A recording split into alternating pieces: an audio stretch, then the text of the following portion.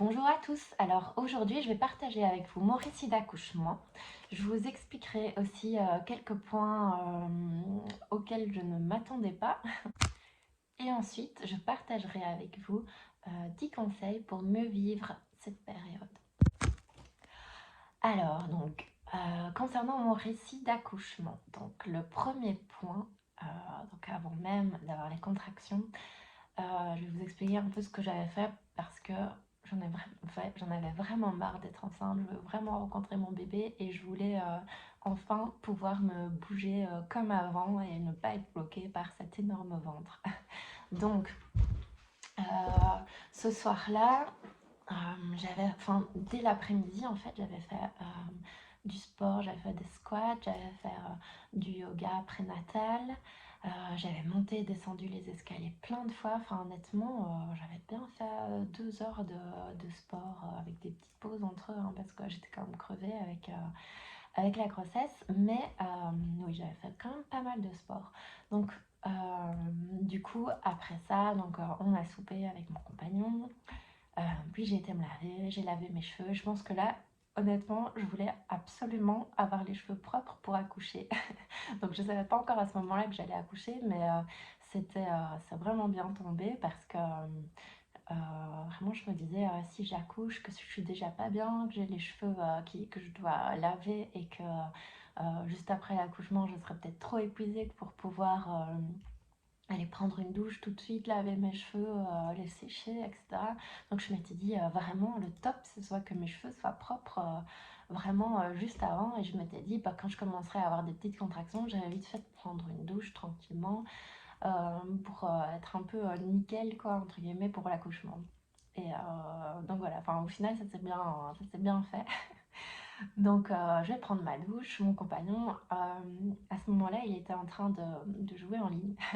Il ne savait pas encore que c'était la dernière fois qu'il aurait le temps de jouer en ligne, je pense, avant un certain temps. Et donc moi après je vais me coucher. Et là je commence à sentir de temps en temps une petite contraction qui fait quand même assez mal. Je pense que j'en ai senti deux. Il n'y avait pas beaucoup de temps d'intervalle. Et puis mon compagnon m'a rejoint dans la chambre juste après. Il s'étend, il se couche dans le lit. Et là je me suis dit, ah non en fait j'ai vraiment mal, j'ai des contractions quand même régulières. J'ai pas mesuré mais je sens qu'elles sont quand même régulières, qu'elles sont à intervalles assez rapprochés et ça me fait vraiment mal. Et du coup, là, il dit bah ok, je vais mesurer combien de temps il y a entre deux contractions. Et là, on mesure. Il y avait 3 minutes. Donc, à savoir que on dit que généralement, quand tu es à 5 minutes entre deux contractions, c'est le moment où tu peux commencer à te mettre en route tout petit doucement vers la maternité. Donc là, on se dit bon, ben, on est parti, hein, on va y aller, on va aller à la maternité. Donc, hop, on prend les affaires. On va à la maternité, enfin on va à l'hôpital. Donc l'hôpital il était à 10 minutes en voiture de chez moi, donc on était vraiment tout près. Mon compagnon conduit, alors j'avais des contractions là, elles étaient de plus en plus rapprochées. Mes contractions étaient plus longues que le temps entre deux contractions. Enfin franchement ça faisait déjà bien mal. Mais c'était supportable, mais honnêtement c'était quand même bien douloureux. Et donc, juste un peu avant d'arriver à la maternité, j'avais plus que 30 secondes entre deux contractions. Donc, il était vraiment de grand temps d'arriver à la maternité. Les contractions ont commencé vers 11h et entre 11h30 et minuit, on était déjà à la maternité. Et à ce moment-là, comme c'est de nuit, on a dû passer par les urgences. Donc on va aux urgences, j'explique et on me dit bah ok, il y a une personne qui va vous accompagner jusqu'à la maternité. Donc de là, entre les urgences et le service maternité, donc on marche. Il n'y avait pas très loin, mais je m'arrêtais du coup toutes les 30 secondes parce que quand tu as une contraction, pouvoir marcher en même temps, c'est vraiment compliqué. Hein. Donc, du coup, je m'arrêtais toutes les 30 secondes. Il nous a fallu je sais pas combien de temps pour aller, alors qu'au final, c'était vraiment pas loin. Mais voilà, on arrive dans le service. Là, on m'ausculte, donc je me dis, bah, elle va me dire que je suis à peut-être 3 4 parce que donc à 2 3 semaines avant mon accouchement, chez la gynécologue, elle avait fait un examen aussi et j'étais déjà entre 2 et 3 de dilatation, mais après en fait ça veut rien dire, c'est pas parce qu'on est déjà dilaté à 2 3 qu'on va accoucher tout de suite le lendemain ou une semaine après. Donc, du coup, là, j'étais déjà à 4,5 de dilatation. Honnêtement, les contractions, ça faisait déjà bien mal. C'était encore supportable, mais ça faisait quand même bien, bien mal quand même. Et là, la sage-femme me demande si je veux une péridurale ou pas. Je lui dis que ce n'est pas, je vais essayer de ne pas avoir de péridurale, mais par contre, si je ressens le besoin d'avoir cette péridurale, que je la prendrai. Donc, je ne suis pas du tout contre, mais je vais essayer ça. Et puis, après quelques minutes, donc, j'avais vraiment trop mal. Donc, je rappelle la sage-femme et je lui dis, écoutez, c'est pas possible, je veux quand même une péridurale, ça me fait vraiment mal. Et donc là, elle dit, bah d'accord, ok, je préviens l'anesthésiste et on va revoir un peu où on est, on va refaire l'examen pour voir un peu où en est la dilatation. Donc là, elle refait l'examen et j'étais déjà à 9 de dilatation. Donc en fait, ça allait hyper vite. Vraiment, je pense que entre le moment où je suis arrivée aux urgences et le moment où j'étais à 9 de dilatation, il y a eu peut-être 1 heure. Enfin, vraiment, ça allait hyper vite. Alors moi qui me disais, donc la maternité, elle était super bien. Les infirmières, elles étaient super gentilles. Et la chambre d'accouchement, elle était vraiment géniale. Il y avait plein d'équipements. Il y avait le gros ballon, euh, il y avait le ballon cacahuète, je vous mettrai des images. Il y avait aussi donc une baignoire jacuzzi comme ça. Il y avait, on pouvait se suspendre avec des cordes, on pouvait même accoucher assis. Il y avait une chaise exprès qui permettait de pouvoir accoucher assis avec son compagnon derrière soi pour qui nous aidait à être le plus confortable possible pendant l'accouchement. Et donc moi j'avais visité la maternité avant, je m'étais dit ouais, ce serait vraiment bien si je pouvais prendre un petit bain dans la baignoire jacuzzi, ça a l'air vraiment trop bien, franchement j'attendais que ça. Et au final ça s'est pas fait parce que j'avais des contractions beaucoup trop régulières, que l'anesthésiste est arrivée, elle m'a fait donc la péridurale. Vous pourrez voir dans une autre vidéo comment ma péridurale s'est passée et mon anecdote plutôt particulière avec une anesthésiste hors norme, hein, on peut le dire. Et donc, à ce moment-là, j'ai ma péridurale. Je sens que les contractions dans mon ventre, elles sont complètement... Enfin, je sens les contractions, mais je n'ai plus de douleur dans mon ventre. Et par contre, dans mon bassin, là, j'ai vraiment des grosses douleurs qui s'intensifient de plus en plus.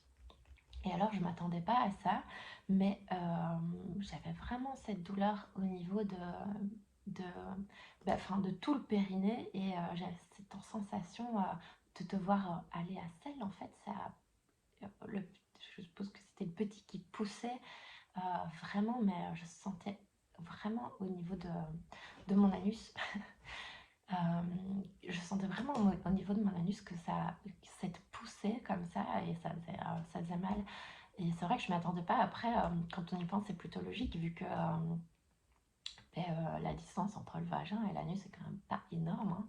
Donc c'est vrai que c'est plutôt logique, mais je ne m'attendais pas à avoir mal comme ça et sentir une poussée comme ça à ce niveau-là. Mais voilà, c'était comme ça. Donc, après ça, eh bien, l'infirmière me dit, bah écoutez, on va pouvoir commencer à pousser, madame, maintenant. Donc, à ce moment-là, moi, j'étais sur le côté. Donc, il faut savoir qu'avec la péridurale, en fait, si elle est dosée correctement, enfin faiblement dosée, si on a envie justement de pouvoir accoucher dans des positions autres que la position gynécologique, donc en fait, c'est tout à fait possible d'accoucher à quatre pattes avec le gros ballon devant nous, ou alors d'accoucher sur le côté gauche ou le côté droit.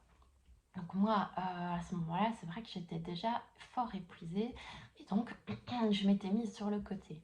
Et donc là, à ce moment-là, la sage-femme me dit, bah écoute, tu vas pouvoir pousser. Donc je commence à pousser, mais là, je ne sentais pas encore que mon corps réclamait cette poussée, on va dire. Donc je pousse, donc je commence à pousser. La gynéco était toujours pas là, donc elle l'a appelé au moment où je commençais à pousser en fait. Et là, je me suis dit, punaise, elle a quand même 3 quarts d'heure pour venir jusqu'ici. Elle va jamais arriver à temps. Moi, je vais accoucher comme ça. Il n'y aura pas ma gynéco. Alors que j'étais en confiance avec elle et que j'avais besoin qu'elle soit là.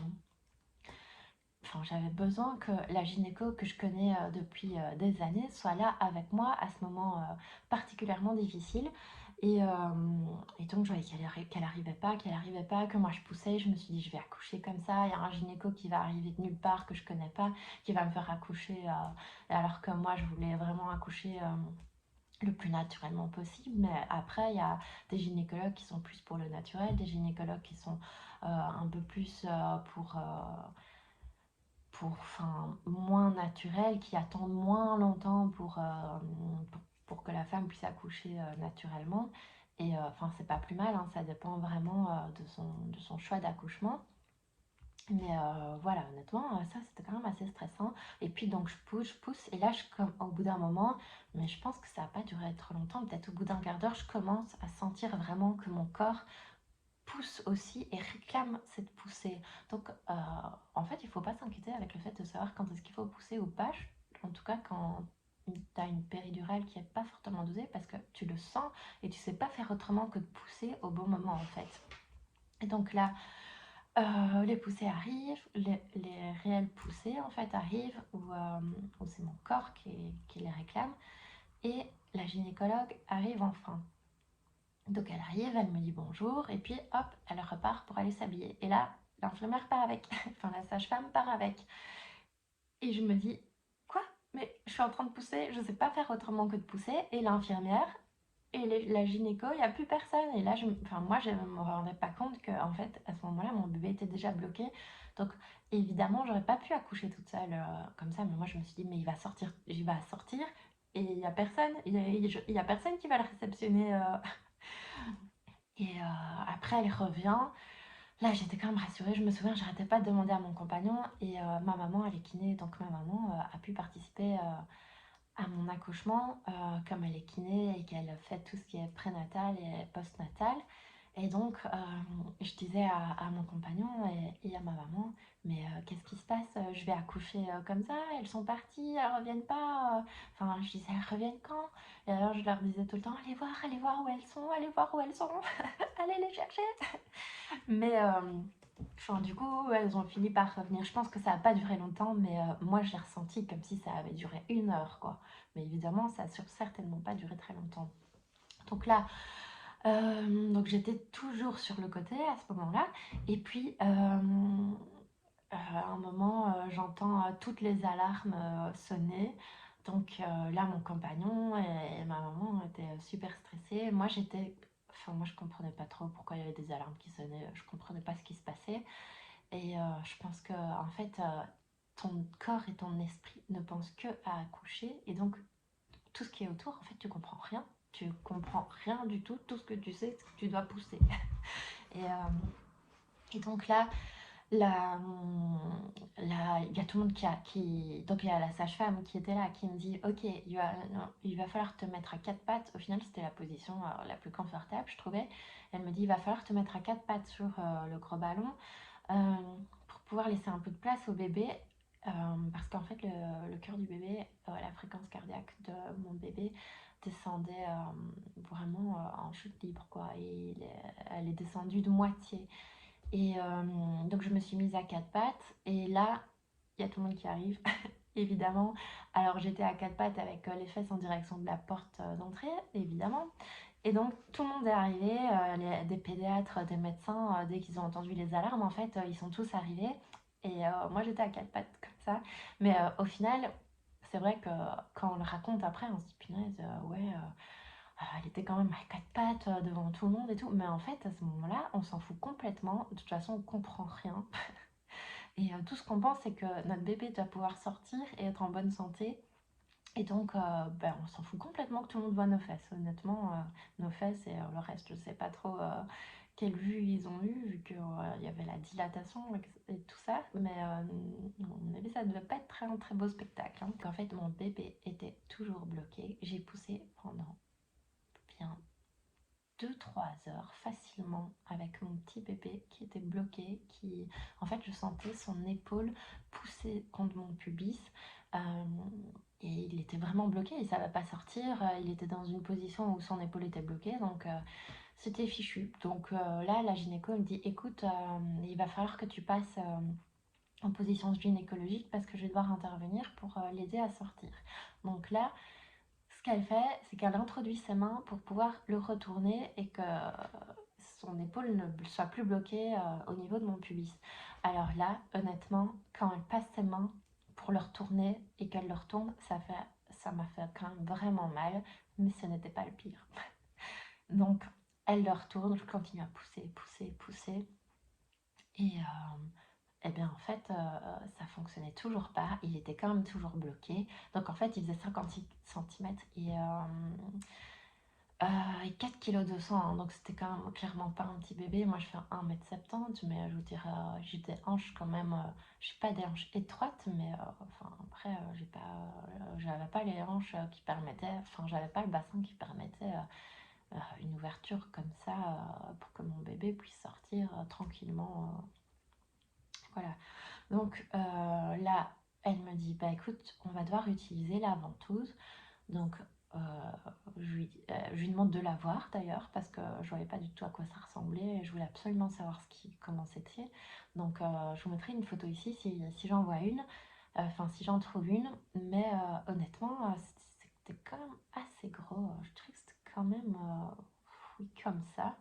Ouais, plus ou moins sur vidéo, je pense qu'on se rend pas bien compte, mais c'était quand même assez gros. Et alors, on s'attend pas à ça, mais c'était vraiment une ventouse complètement métallique comme ça. Je m'attendais à un truc un peu genre silicone ou quoi, mais non, c'était vraiment un instrument métallique pas très rassurant, je trouvais. Et là, euh, elle passe la ventouse. Ah, ça fait un mal de chien, honnêtement. C'est vraiment douloureux quoi quand il passe la ventouse comme ça. Après moi, comme je vous dis, j'avais la péridurale, mais j'avais que la sensation au niveau du ventre qui était bloqué. J'aurais jamais su dormir pendant mes contractions. Donc, clairement, je sais bien que certaines personnes ont des contractions et avec la péri, elles arrivent même à s'endormir. Elles sont vraiment soulagées de la douleur. Moi, c'était que au niveau du ventre que j'étais soulagée, au niveau du bassin, pas du tout. Et donc, là, donc, bah, du coup, enfin, elle utilisait la ventouse pour aider le petit à sortir. Et là, au final, bah, vient le moment vraiment en soi de l'expulsion. Et là, ça va hyper vite, évidemment, avec la ventouse. Donc, normalement, je pense que ça doit durer 20 minutes, une demi-heure pour qu'il descende un petit peu à la fois et qu'il sorte un petit peu à la fois. Mais là, non. Enfin, là, avec la ventouse, il sort vraiment extrêmement vite. Donc évidemment, vu la vitesse à laquelle il est sorti, ça fait hyper mal. Et alors, en fait, bah, j'ai été déchirée du vagin à l'anus sur c'était quand même assez profond, hein. J'ai eu mal vraiment pendant des semaines, quoi. Ça m'a vraiment fait mal. Et ici, encore parfois, de temps en temps, j'ai encore un peu cette même douleur, mais en partagée en mille, évidemment, hein. Beaucoup moins fort, mais cette douleur-là qui reste dans le périnée pendant enfin, cette douleur, elle part pas, elle reste super longtemps, même quand on rentre chez nous, on a encore mal. Enfin, soit, une fois que le bébé est sorti, une fois que mon petit bébé est sorti, ça va, ben, il le met tout de suite sur nous. Et donc là, donc en fait, tu es à bout de force, tu trembles pendant tout l'accouchement. Moi, je tremblais. Et je disais, après quand j'avais mon petit bébé sur moi, je disais à mon compagnon, il faut vraiment que tu m'aides à le tenir, j'ai peur de le faire tomber parce que je tremble trop, je maîtrise, enfin j'ai plus de force quoi. Et voilà, une fois qu'il est là, enfin, tu te sens vraiment délivré parce que tu le vois enfin, tu vois enfin à quoi il ressemble ce petit bébé que tu attends depuis 9 mois et enfin, que tu t'imagines au final en te disant comment il sera, est-ce qu'il aura des cheveux. Enfin, nous, on avait vu à l'écho qu'il avait déjà des cheveux. Et, euh, et là, tu es rassurée, tu sais qu'il est là, tu sais que la douleur la plus intense est partie et qu'elle ne reviendra pas, hein. Et, euh, et voilà, t'es vraiment... enfin, t'es KO, mais super heureux. Enfin, moi, j'étais KO, mais tellement heureuse de pouvoir avoir ce petit bébé, enfin, sur moi. Et donc, on me l'a laissé un petit peu. Et puis, en fait, il avait de l'eau dans les poumons. Donc, encore une fois, super angoissant. Donc, là, il y a je pense que c'était la pédiatre qui l'a emmenée avec elle et avec mon compagnon, l'a suivi. Parce que j'avais dit à mon compagnon, surtout, si peu importe ce qu'il arrive, tu ne quittes pas notre bébé des yeux, parce que j'avais peur qu'on l'échange à la maternité. Donc du coup, je lui avais dit, surtout, ne le quitte pas des yeux et tout. Et là, il a accompagné, bon, on va dire, la pédiatre, euh, qui a du coup aspiré toute l'eau qu'il avait dans ses poumons. Donc voilà, après on me l'a ramené, et donc pendant tout le temps qu'elle s'est occupée du petit, et puis pendant le temps où et puis après ils me l'ont ramené et je l'ai gardé encore sur moi longtemps, et pendant tout ce temps-là on était en train de me recoudre, donc on m'a recousu clairement pendant plus d'1 heure. Donc mon accouchement en soi, à partir des premières contractions qui sont arrivées vers 11 heures, à 5 heures j'avais accouché. Ben voilà, enfin, j'ai été, en sachant que mon petit bébé a été bloqué au moins 2-3 heures, j'ai eu vraiment un accouchement hyper expéditif, hyper rapide. Et du coup, le niveau de douleur, ben, il est là tout de suite. On n'a pas le temps un peu de sentir les contractions euh, comment se rapprocher de plus en plus et devenir de plus en plus intense. Moi, ça a été intense hyper vite. Alors, après avoir accouché, on a l'expulsion du placenta. Alors, à ce moment-là, on a des petites contractions pour permettre au placenta de s'expulser. Donc, moi, ça s'est très bien passé. Il n'y a pas eu besoin d'intervention. Il est sorti. Ça n'a pas fait mal. Je n'ai pas eu mal pour ces contractions-là. Mais voilà. Euh, Après, par contre, quand on m'a recousu, là, j'avais mal. Et donc, elle a dû me refaire des piqûres pour anesthésier la zone. Alors, mon récit est fini. J'aimerais juste souligner l'importance du coparent dans toutes ces épreuves, parce que c'est vrai que nous, quand on est en train d'accoucher, on a vraiment mal, mais eux, ils se rendent compte vraiment de tout. Enfin, mon compagnon, quand il y a eu les alarmes qui sonnaient, tous les médecins qui sont arrivés, enfin, il était super stressé pour notre petit bébé et pour moi. Et quand il me voyait aussi avoir hyper mal, enfin, au moment de l'expulsion, moi, enfin, je suis pas du tout douillette, et d'habitude, enfin, j'ai jamais crié parce que j'avais eu mal, mais là, j'ai vraiment, j'ai crié, et j'ai dit, c'est pas possible, ça fait trop mal, ça fait trop mal. Et le fait de voir sa compagne comme ça, en train de, d'avoir des douleurs extrêmes et de rien pouvoir faire, ça doit vraiment être énorme. Moi, je pense que à sa place, j'aurais fait malaise sur malaise, et j'aurais rien suivi. J'aurais été hyper angoissée. Et donc, franchement, c'est hyper dur pour eux psychologiquement. Il faut vraiment pas négliger l'impact de l'accouchement sur eux, je trouve. Alors maintenant, on en vient au point auquel je ne m'attendais, aux choses auxquelles je ne m'attendais pas du tout. Donc premièrement, c'est le niveau d'épuisement. Donc je m'attendais vraiment pas à, accoucher dans un état d'épuisement aussi intense. Donc il faut savoir que déjà, j'ai tremblé pendant tout le long de l'accouchement. Au début de l'accouchement, j'ai vomi. Et alors, aussi, entre deux poussées, j'en pouvais tellement plus que j'étais inconsciente. Enfin, j'ai accouché en ayant les yeux fermés, comme la plupart du temps. Et honnêtement, entre deux poussées, j'étais complètement inconsciente. Donc, je me réveillais pour pousser. Et je ne savais pas ce qui s'était passé entre allez, la poussée actuelle et la poussée précédente. Vraiment. Alors, je ne sais pas si je dormais ou je sais pas, mais complètement inconsciente, quoi. Je ne savais pas ce qui se passait entre deux poussées. Vide total, quoi. Alors ensuite, le second point, la péri, je ne savais pas, mais en fait, on ne sait pas faire pipi.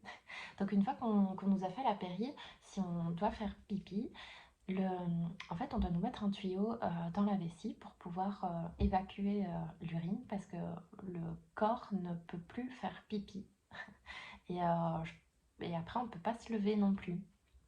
Donc je pense que le corps ne sait plus comment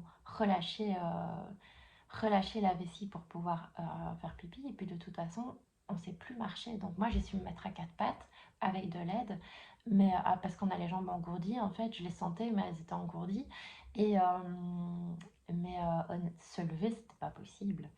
Euh, Ensuite, le point numéro 3 que j'ai découvert un petit peu avant mon accouchement, en fin de grossesse, c'est qu'on peut se faire accompagner imaginons, si vous voulez absolument que votre sage-femme soit là, que votre kiné soit présente, que votre prof de yoga soit présente, c'est tout à fait possible. Enfin, en tout cas, dans ma maternité, moi, c'était tout à fait possible. Il fallait juste en parler avant à la maternité, demander si c'était possible et donner le nom, le prénom et les coordonnées de la personne en question. Donc, par exemple, moi, ma kiné, c'était ma maman, j'ai eu de la chance, et du coup, elle a pu être là, elle a pu être présente pendant mon accouchement, et c'est vrai que c'est rassurant d'avoir quelqu'un qui est là tout le long de l'accouchement, parce que la gynéco, ok, on la voit souvent, mais elle n'est pas présente euh, tout le long de l'accouchement, elle est vraiment présente au moment de l'expulsion. Et donc, je pense vraiment qu'avoir sa sage-femme ou avoir sa kiné auprès de soi, en plus de son compagnon ou du coparent, euh, je pense que c'est vraiment important et que ça permet aussi d'être rassuré au maximum parce que c'est un moment où on ne sait pas comment ça va se passer, on n'a jamais vécu ça et de toute façon, un accouchement n'est pas un autre. Donc, même si on en a déjà vécu un, je pense qu'on est dans un niveau de stress quand même assez élevé, même pour le deuxième. Alors, ensuite, le point 4, euh, c'est l'abondance des saignements. Donc, après, je savais bien qu'on saignait après avoir accouché, qu'on saignait pendant plusieurs jours, voire plusieurs semaines pour certaines. Et, mais honnêtement, donc on nous donne des serviettes énormes avec des culottes enfilées. D'ailleurs, petite anecdote, donc au moment où je suis arrivée à la maternité, donc on m'a attaché les cheveux. Je ne savais déjà plus les attacher moi-même. Hein. Je pense que j'étais déjà à quatre pattes ou sur le côté. J'avais déjà ma péri. Enfin, j'en pouvais déjà plus. Donc du coup, c'est la sage-femme qui m'a attaché les cheveux. Et là, mon compagnon, il trouvait, en fait, j'avais pris c'était comme une trousse de toilette, mais vous voyez, comme un coffre comme ça qu'il faut ouvrir. Et c'était un super vieux. Et du coup, mon compagnon n'arrivait plus à ouvrir ce coffre. Du coup, on ne trouvait pas mon élastique. Ce qui fait qu'elle m'a attaché les cheveux avec ces culottes filées dont je vous parlais. Donc, j'avais une culotte filée dans mes cheveux. Ça devait être magnifique. Oui, donc je disais l'abondance des saignements. Donc je saignais vraiment beaucoup. J'allais régulièrement changer mes serviettes qui étaient tout simplement énormes. Les culottes enfilées, il fallait les jeter plusieurs fois par jour parce que de toute façon, les serviettes, elles perçaient tout le temps. Même si je les changeais hyper régulièrement. Et par exemple, quand j'allais aux toilettes, euh, et bien en fait, au moment où je me relevais de la planche donc pour pouvoir remettre ma superbe petite culotte filet, eh bien, il y avait déjà du sang qui coulait partout à terre, quoi. Après, il n'y avait pas une flaque, hein, enfin, ne vous inquiétez pas, mais je m'attendais pas à ce que ça coule en 2 secondes alors que je venais de me frotter. Et voilà, je ne m'attendais pas du tout à autant de sang. Et alors, le cinquième point auquel je ne m'attendais vraiment pas du tout, c'est quand je suis rentrée à la maison, c'était la première ou la deuxième nuit, je ne sais plus trop, mais j'ai eu de la fièvre. Et du coup, j'étais super stressée. Je me suis dit, je fais une septicémie, il y a quelque chose qui ne va pas. Est-ce que je dois aller à l'hôpital? Mais j'avais pas envie d'aller aux urgences. J'avais mon petit bébé. Je me suis dit, je vais faire comment? Je vais pas emmener un tout petit bébé aux urgences dans plein de microbes, etc. Donc, du coup, je me suis dit, bon, tant pis, j'attends demain. Et si demain ça va pas, j'appelle mon médecin traitant. Et au final, c'est passé. J'ai eu de la fièvre de la nuit. Je me sentais hyper mal. En plus, il fallait allaiter et tout. C'était hyper compliqué. Mais oui, après, c'est passé. Et je pense que c'est juste que mon corps était épuisé, qu'il a eu un choc vraiment terrible et que du coup, il a réagi comme ça. Donc voilà au niveau des 5 points auxquels je ne m'attendais pas. Nous allons passer aux 10 conseils concernant la maternité, l'accouchement. Alors, elle est quand même assez longue, mais j'espère que ça vous aura plu. Abonnez-vous si vous voulez d'autres types de... Enfin, si vous voulez voir d'autres vidéos sur l'accouchement ou bientôt je vais faire des unboxings sur des box beauté. On parlera un peu de tout de toute façon sur ma chaîne, donc ben, suivez-moi, ce serait vraiment chouette. Si vous avez des questions à me poser, n'hésitez pas, je vous répondrai bien entendu. Et si vous avez envie de partager avec moi euh, vos récits d'accouchement, eh bien, je me ferai un plaisir de lire. Donc, je vous souhaite à tous une excellente journée et abonnez-vous surtout.